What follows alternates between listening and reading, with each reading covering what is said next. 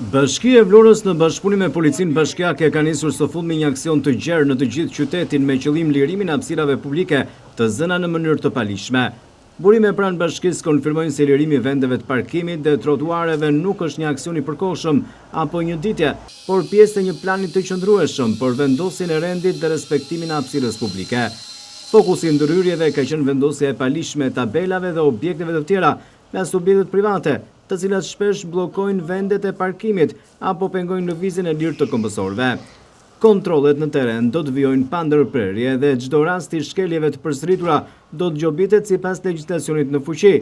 Pamjet që po ndiqni janë filmuar këtë të premte në rrugën Gjergj Araniti, një nga zonat më problematike për sa i përket zënies së hapësirave publike. Nga monitorimet janë konstatuar disa raste të shkeljeve që janë dëshkuar menjëherë nga autoritetet.